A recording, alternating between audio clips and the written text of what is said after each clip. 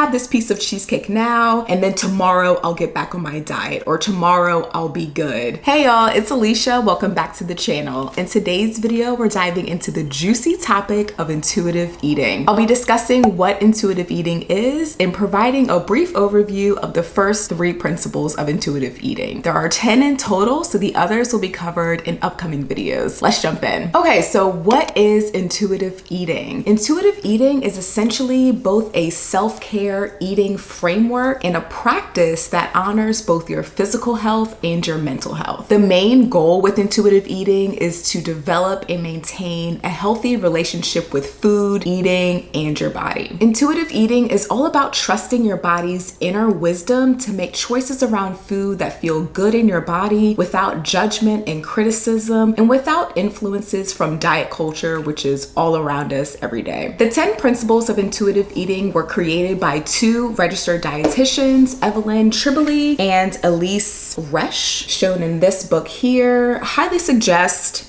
reading the book for much more details about each of the principles, but let's get into an overview of the first 3. Intuitive eating is very different from following a diet. Diets often have strict rules for you to follow. They provide a lot of structure and have clear rules on what you can be eating or what you should be eating and foods that you should be avoiding. Intuitive eating is the complete opposite. There are no rigid rules to follow. There are simply guidelines, which are the 10 principles. Principle number 1 is rejecting the diet mentality, which can be extremely difficult to do. There's messaging all around us around how we should be shrinking our bodies, how we should be trying to lose weight, and it can be really difficult to change our thinking around this, but it's the first step to becoming an intuitive eater. It's a common trap that we need to break the cycle of wanting to try just one more diet. If keto doesn't work, I want to try intermittent fasting. If intermittent fasting doesn't work, I want to try WW. So you want to avoid the trap of wanting to try just one more diet, giving it one more chance, thinking that the next diet you try is going to be the magic solution to all the struggles that you've been having. When it comes to rejecting the diet mentality and always focusing on weight loss and focusing on restriction, it's important to come to terms with the fact that dieting just isn't an effective solution in the long run and can be harmful in many ways, both physically, psychologically, and emotionally. As far as our body is concerned, dieting is a form of starvation, and our body really treats it that way. Chronic dieting teaches our body to really hold on to more fat once we do start eating again. It slows down our metabolism, it increases our cravings and our likelihood to overeat or to binge eat. Weight cycling or yo-yo dieting, where our weight constantly fluctuates down and then back up, down and then back up, increases our risk for premature death and also heart disease. In terms of psychological and emotional consequences of dieting is linked to eating disorders, having feelings of failure, low self-esteem, social anxiety. It erodes our confidence and self-trust, and it makes us vulnerable to overeating when we feel like we've broken the rules of the diet that we're following. With intuitive eating, we really have to put the desire for weight loss on the back burner and give up all restrictions and forms of dieting that we may be doing. Weight loss can certainly be a side effect or a consequence of becoming an intuitive eater, but it's certainly not the goal. Keeping a focus on weight loss really slows down the process of developing a healthy relationship with food, your mind, and your body. Intuitive eating is certainly an inside job. Focusing on things external to you, like your weight, the number on the scale, really creates a disconnect between what you're feeling and your actual eating choices. In terms of your mindset, focusing on dieting and weight loss keeps you stuck in the belief that your weight defines your worth or your value as a person. In order to help you reject the diet mentality, it's going to be very helpful that you get rid of anything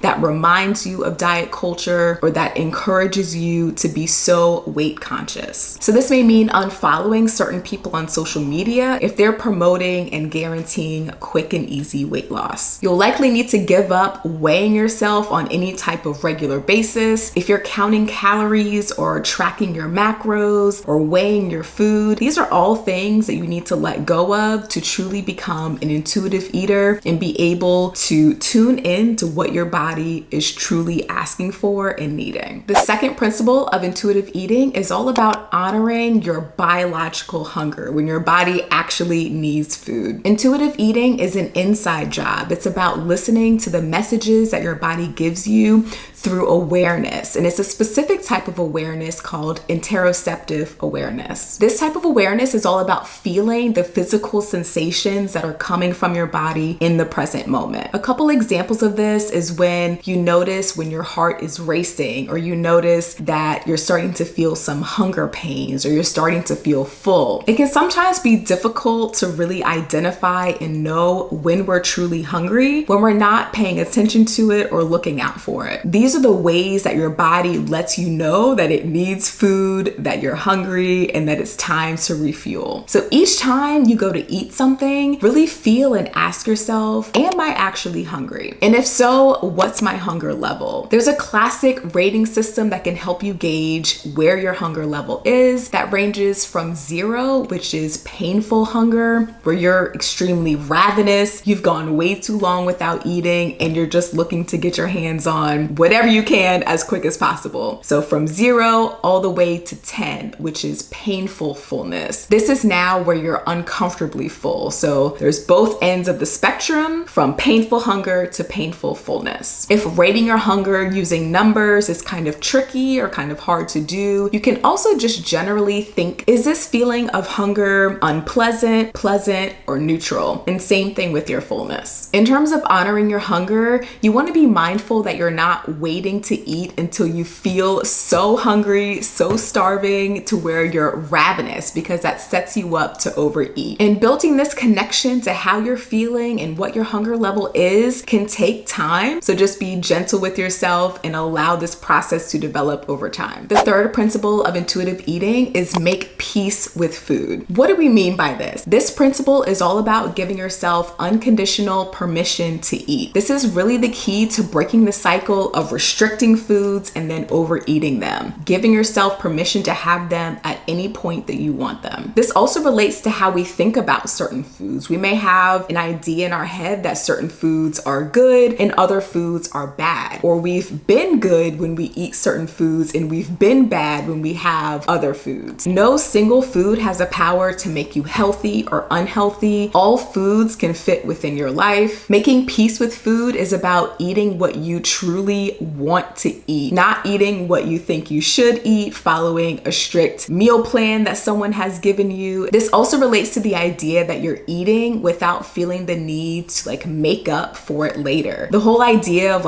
making up for what you've eaten may sound like, I'll have this piece of cheesecake now, and then tomorrow I'll get back on my diet, or tomorrow I'll be good, or I'll have the fries with my burger, but then tomorrow I'm gonna do a really strenuous workout to make up for it. We need to get rid of all of those. We need to eliminate that type of thinking altogether. If you tell yourself that you can't have or shouldn't eat a certain food, it leads you to feeling deprived, and that feeling of deprivation leads you to have really strong cravings for that certain food. And then the next time that you have it, it's very likely that you'll end up going overboard and eating a lot of it, not knowing when you'll allow yourself to have it again. For example, I'm an ice cream lover. I love me some ice cream. And let's say that I vow to just get rid of ice cream altogether from my diet. I decide that, I enjoy ice cream, but I just don't want to have it around. I don't want to allow myself to eat it. I'm not having ice cream. And so over time, that's obviously not realistic